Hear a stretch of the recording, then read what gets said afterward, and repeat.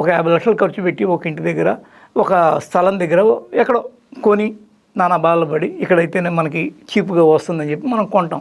అది ఫైనల్గా చూస్తే ఒక బఫర్ జోనో లేకపోతే ఇంకేదన్నో ఎఫ్టీఎల్లో అయితే నా పరిస్థితి ఏంటి? నేను 50 లక్షలు పెట్టి స్థలం కొని దాని మీద 1 కోటి రూపాయలు పెట్టి ఇల్లు కట్టి అది కూలిపోతుంటే నా కళ, నా జీవితం, నా యొక్క మొత్తం సర్వస్వం, నేను రేపు నా భవిష్యత్తు, నా పిల్లలకి ఇచ్చే నా ఆస్తి అన్నీ నాశనం అయిపోయినట్టే.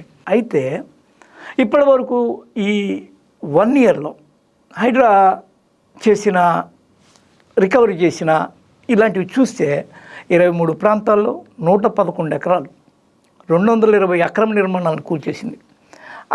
ఆ తర్వాత నాగార్జున లాంటి సెలబ్రిటీని ఆయన ముక్కుపిండి ఆయన దగ్గర నుంచి 2 ఎకరాల బఫర్ జోన్లోని ల్యాండ్ని తిరిగి రికవరీ చేసుకుంది.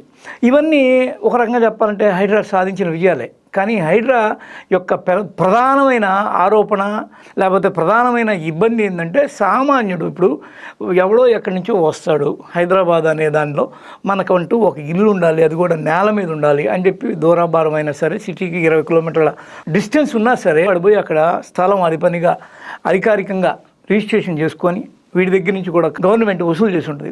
ఇక్కడ మళ్ళీ 2 ఉన్నారు. ఒకడు అధికారి, వాడు అన్నీ చూసే కదా ఇస్తాడు, సంతకం పెడతాడు. ఒక రిజిస్ట్రార్ ఉన్నాడు, దాన్ని చూసి సంతకం పెడతాడు.